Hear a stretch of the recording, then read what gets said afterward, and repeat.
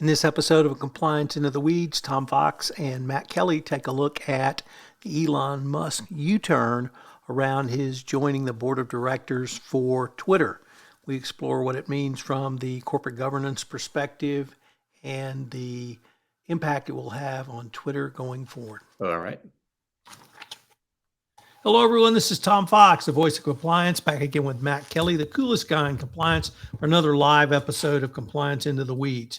Today, we're going to take up one of the, I would say, strangest stories lately, but when it comes to Elon Musk, they're all strange. And that is the U-turn over the weekend when going from sitting on the Twitter board of directors to not sitting on the Twitter board of directors. So, Matt, on the scale of Elon Musk's strangeness, where do you rate this story? You know, I have to say, my opinion of Elon is rather low in his governance and CEO abilities. Brilliant entrepreneur and great visionary and guru, but as the CEO of a large institution or even somebody in a position like, say, being on a board director, I think he is often terrible at it. So, in that sense, I give Elon all of his antics just a steady 10.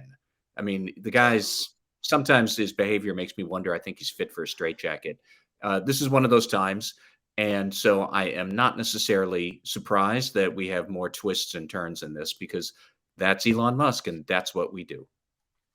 So, for those who just arrived back to Earth from Mars, why don't we set the stage for them a little bit? Last week, it was publicly announced Elon Musk had acquired enough shares of Twitter to become the largest individual shareholder in the company, with just over 9% of the shares of Twitter stock, and that he was joining Twitter's board of directors. That was scheduled to take place on Saturday, April 9th. On Saturday, April 9th, both Elon Musk and Twitter announced that no, he was not going to join the board of directors. On April 9th and 10th were some really interesting tweets by Elon about some of his views on Twitter, its foilables, the need for an edit button, and some other interesting comments that did seem very board of director fiduciary duty like, but he's not on the board, so he can say what he wants. Those tweets have all been taken down now. So with that, I guess the other thing, Matt, that I've garnered in reading as many news accounts as I can today is does not appear any laws were broken. No securities regulations were offended by not accepting the board role. There may have been others in the purchase, but that's really not the point of this podcast. Anything or where would you pick the story up at this point? Well, I think there are a couple of different threads to tug on here that do have some corporate governance dimensions to it. I mean, certainly it's salacious, but I can see why some people would wonder, what does this really have to do with ethics and compliance? Well, two things. First, there are the technical matters here that Elon Musk originally filed a Form 13G with the Securities and Exchange Commission, which you file when you are acquiring large blocks of stock to be a passive investor. And one might argue that you are not really being a passive investor if you then start firing off all these tweets when you're one of the most prolific and well-known people on Twitter. All these tweets raising serious questions about strategic decisions that Twitter has made. That doesn't sound like a passive investor to me. Lo and behold, when Elon Musk did announce today, or when the company announced, or whoever announced what, that Elon wasn't going to be on the board, he amended his filing from a 13G to a 13D. And a Form 13D filing is for somebody who is an active investor. Seems to me like you could maybe argue that was probably what he should have filed in the first place. And there have been some questions about should he have disclosed his stakes earlier and what was he doing? And of course, by quietly collecting all of these shares over the last several weeks or 6 weeks, 2 months or so, he's been doing it. And then he announces to the world he's the biggest single shareholder in Twitter. Twitter stocks immediately shot up, and he made a boatload of money already just on doing whatever it is he's done with the shares. So there are some questions there. I think that the SEC's Corp Fin people are going to look over quite quickly, or quite closely. But there is still, all of that aside, there's like a legitimate bigger governance issue I think of here, Tom, where yet again we see this larger in life character floating around a company who believes that the rules don't apply to him. And you and I have talked about several of these examples before. I would say that some of the other private examples are Steve Wynn, who is at Wynn Resorts, Harvey Weinstein from his namesake film production company, and even Elizabeth Holmes at Theranos. Now, in their cases, they believed that the rules didn't apply to them, and that degraded into sexual assault charges and complaints filed against Steve Wynn and Harvey Weinstein, fraud charges filed against Elizabeth Holmes. That is not the case here. Elon Musk has not committed anything criminal like that, but clearly, like, he is just annoying a whole lot of people, skirting civil infractions with the SEC, and he has exercised some astonishingly poor judgment as a major shareholder in a company that is really unbecoming somebody of that executive stature. Over the weekend, he sent out a poll. Should they drop the W from Twitter and just call the company Titter? That's dumb. I get it that it's cute in a sophomoric sort of a way, but it's still Beavis and Butthead. And then if that's what you want to do, Elon, just watch the cartoons on the Pluto TV network and be done with it or whatever. He had another one there where he said that he had a poll: should Twitter permanently close its headquarters because nobody shows up there anyways? Again, not really something you'd want a incoming board director to do to win over the employees. And it's just the kind of stupid stuff that, like, why does anybody need that? Now, I'm glad to see that Elon has started deleting some of those tweets, which he has, but just bad judgment. Like, what was he trying to prove there? I don't fathom it. I think that he sometimes just has poor impulse control.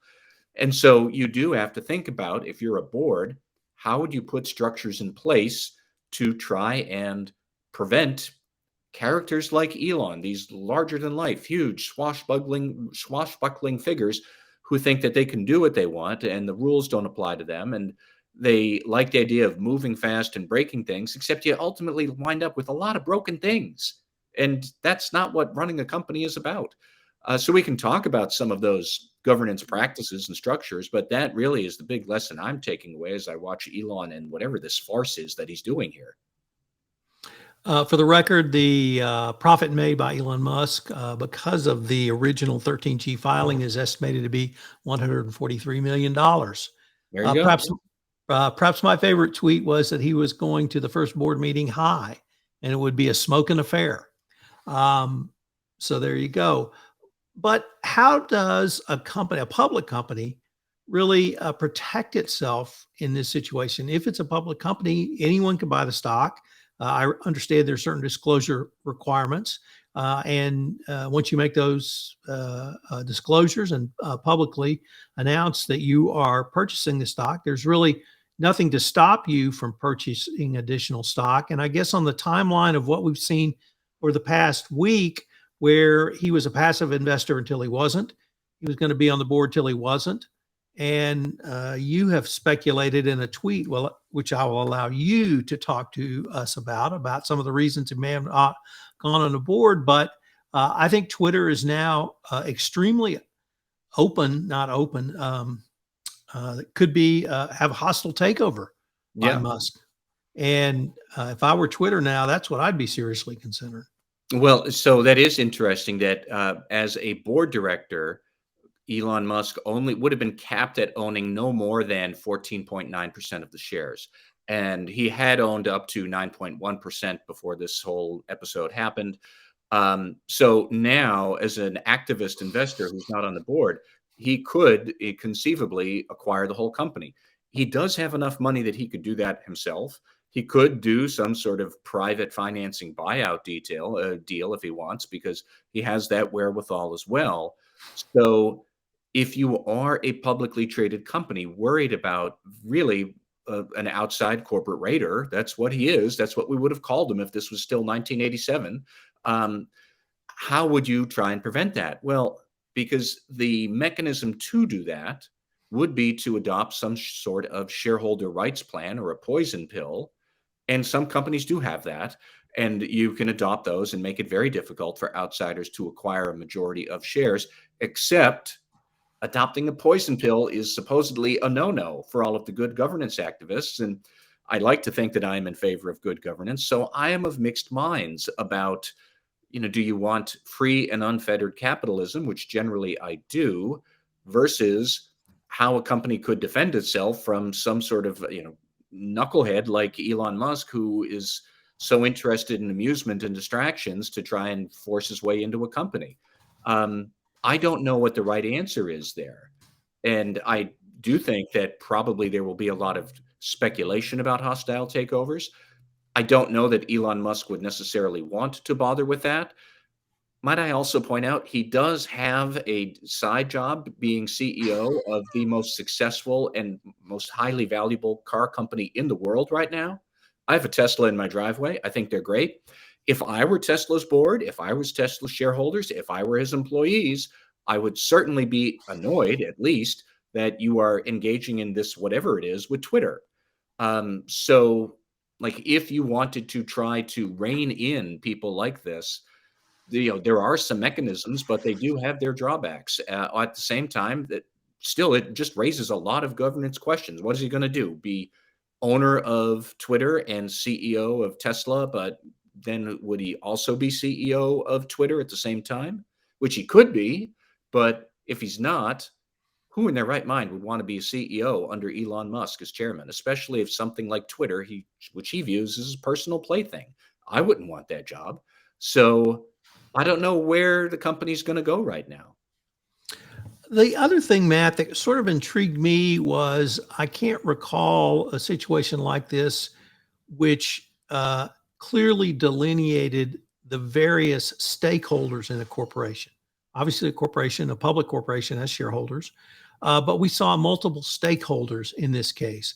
We did see shareholders comment. We did see employees comment. We did see the board of directors and senior management comment, if only tacitly, Mhm. and we saw the consuming public, Tom Fox and Matt Kelly, among others, comment.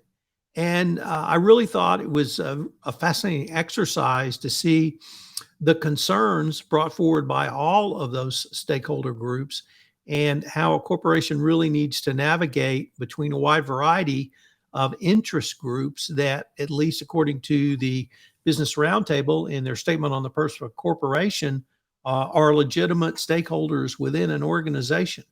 So we had employees who didn't, I think, at least I saw, directly criticize Twitter or offering Musk a board seat, but they raised some difficult questions that Twitter management was going to have to answer. And at one point, there was going to be a Twitter town hall for Twitter employees to try to either put down the burgeoning revolt or answer some of those questions. Obviously, the people like you and me have commented on Twitter. There's been a huge news reports. The board and senior management weighed in as well, obviously by offering a board seat. And then we don't know the reason it was turned down, whether it was an internal to Twitter issue or whether it was an Elon Musk issue. But it was really fascinating to see the interplay of the various stakeholders in this matter in so short a time frame. I'm glad you brought that up because I did think that this also underlines the reality that for certain businesses, and especially in technology companies, employees are an important stakeholder that group that cannot be ignored.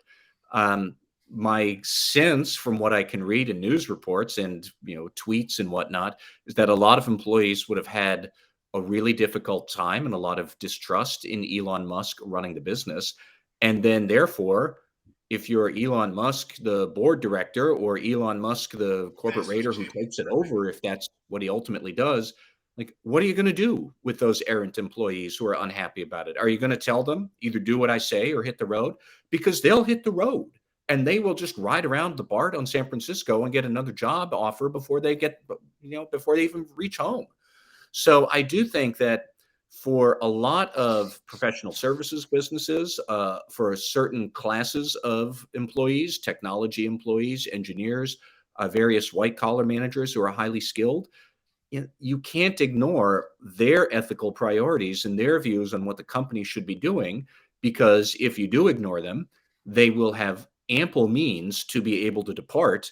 And then what are you doing? And everybody listening, we all know how this works, is that when new management comes in that nobody likes, the best employees leave first because they're the best and they can get another job offer. And you, the management team that nobody likes, are now stuck with the worst. And so now you have this tactical manpower problem on top of whatever strategic issues you were trying to usher in, and it becomes a big mess. We've all seen that before. So it's an interesting commentary that for certain employee groups and for certain companies, the need to align your ethical priorities with what employees want and to be cognizant of what employees want, that's going to get more important. That has been the case for a while. It's still the case and going to become more so in the future, I think.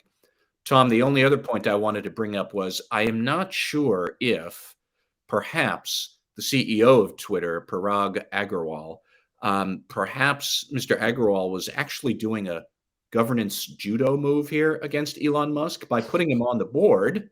You therefore subject Elon to fiduciary responsibilities and duties, which basically means, Elon, you have to shut up and stop saying stupid things about the company you're on the board of on Twitter to your 80 million followers. And perhaps he knew that Elon would find that a very uncomfortable restriction, and then Elon would depart the board, which I suspect is probably what the CEO would have wanted anyways. And a very shrewd analysis of it, even if Elon is now going off in a huff and he's going to take over some sort of hostile bid or something, what's going to happen to the share price? It's still going to go up. And what do you want if you're the CEO? You want the high share price. So I think under any circumstance right now, the CEO of Twitter does look like he has handled this very, very well. Who knows how he's going to handle whatever comes next, but that's life with Elon Musk and hovering around you. Now, one of the things that I thought about over the weekend was, would this, if Musk had gone on the board, would it change the dynamic in either Congress or the general public for an appetite to more closely regulate social media outlets like Twitter, like Facebook, like LinkedIn? And would there be a greater calls for some sort of government oversight if you take the view that Twitter is essentially a public utility? After Musk declined the board seat, had the same set of questions, but perhaps from the 180-degree perspective. Do you see this series of events over the past week with Elon Musk informing the debate around how Twitter and other social media platforms should be regulated? Well, yes and no. I mean, what Elon Musk represents right now with Twitter is just the ability of, large, really American oligarchs, because they are the functional equivalent in the United States. These, whatever you want to call them, oligarchs or robber barons or entrepreneurial successes or whatever. But he showed up, decided he wanted to buy something that would cause an enormous uproar and turmoil to an awful lot of people simply because he can. It's about wealth and income inequality affecting a large number of people. That is how a lot of people in Washington would see what Elon Musk was doing. Now, they're largely going to be the Elizabeth Warren end of probably the Democratic Party, but the Elizabeth Warren end of the Democratic Party has a lot of power within the Democratic Party. So they're not to be dismissed. On the other hand, does this really affect the broader pre-existing conversation in Washington that big tech has a lot of power and should we break them up? I don't think so. But I don't really think that conversation was moving very fast anyways, to be honest. There are probably a dozen different ways that powerful entrepreneurs and executive figures in the United States could derail all of those conversations. If Elon Musk wanted to win Republicans over and make them say, big tech's fine, all he has to do is buy Twitter and let Donald Trump get back on. All Republican interest in breaking up big tech goes away. That's it. That's all it has to do. So I don't necessarily know that, as much as we talk about big tech, which does have an awful lot of power, does raise very interesting questions about freedom of speech and property rights and the rights of businesses to regulate what happens on their platforms and whether or not it's a public utility or not. I don't think it is. I think it's just a modern day version of a community newspaper with 300 million people reading it. That's all. But I don't know that we were ever close to getting answer to that in the first place. So I'm not sure that as much of a bizarre spectacle this has been over the last several days, I don't know that it's changed the trajectory of any of those conversations. Are there any tangible lessons that we could point either compliance professionals or good governance or corporate governance aficionados to, or is this just yet another salacious tale from Elon Musk that's occupied us for the past 5 days? Well, all the SEC compliance people who are sticklers about proper Form 13 filings, they're having a field day over this, I bet, because it's a big difference between 13G and 13D. I do think that there are some interesting SEC enforcement questions about whether or not he is flouting the law or is he bending and twisting his statements on Twitter for personal gain. That are they violating any pre-existing issues he's had with the SEC? I'm not sure, but we could think about that for quite a while. I do think this is more an issue for board directors above all. It's just thinking about what would we do if we had this larger than life person show up in our shareholder pool and basically do this gigantic cannonball splash into it and get everybody all up in a kerfluffle. How would you try and handle that? And best to have some thoughts about that before this person ever shows up, whether it's Elon Musk or Jeff Bezos or Donald Trump or any other sort of a big larger than life person. How would you handle larger than life people and keep them constrained so they don't run your whole organization off the rails? And that's probably the biggest lesson of all here. Well, the lesson I'm going to draw is that we will not have another Beavis and Butthead reference on compliance into the weeds until our next Elon Musk story, Matt. Thank you, Tom. Hope you've enjoyed this episode of Compliance Into the Weeds, and you will join Matt Kelly and I again for our next episode. Compliance Into the Weeds is a production of the Compliance Podcast Network.